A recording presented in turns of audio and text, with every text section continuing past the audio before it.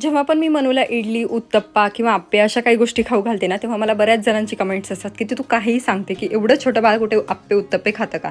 तर आम्ही जो काही नाश्ता करतो तोच आम्ही मनूला देण्याचा पण ट्राय करतो. फक्त मिरची तिच्यामध्ये घालत नाही आणि आमच्या खाण्यामध्ये घालतो. त्यानंतर इथे दोघींसाठी पण चटणी बनवली, म्हणजे त्यांच्यासाठी आणि माझ्यासाठी वेगळी आणि सोबतच मनूसाठी वेगळी, जी की फिक्की आहे. आणि आप्पे मस्त तिला खायला दिले. इव्हिनिंगच्या वेळेला ना मनू बाहेर जाताना खूप जास्त हॅप्पी असते, कारण तिला माहीत असतं की तिचा फ्रेंड ध्रुव तिला बाहेर भेटणार आहे आणि मग त्या दोघांचं असंच मस्त खेळणं चालू असतं. थोडा वेळ बाहेर थांबलो आणि त्यानंतर ना अभिजितला 2-3 दिवस ऑफिसच्या कामासाठी बाहेर जायचं होतं, म्हणून ते इथे बॅग पॅक करत होते. तर म्हणूनच त्या बॅगमध्ये जाऊन बसली. त्यानंतर जेवण केलं आणि हे घरी येत तोपर्यंत मला पटापट सगळ्या गोष्टी आवरून घ्यायच्या होत्या, कारण हे एकदा निघाले की त्याच्यानंतर मनू मला काहीच करू देणार नाही हे मला माहिती आहे. म्हणून पटापट घरातलं काम आवरलं आणि त्याच्यानंतर ना हे चालले होते. सो मनूला पण त्यांच्यासोबत जायचं होतं, मग त्यांना बाहेर सोडवायला गेलो आणि असं झालं आमच्या दिवसाचं शेवट. चला मिनी ब्लॉग इथे सेंड करते. Bye bye.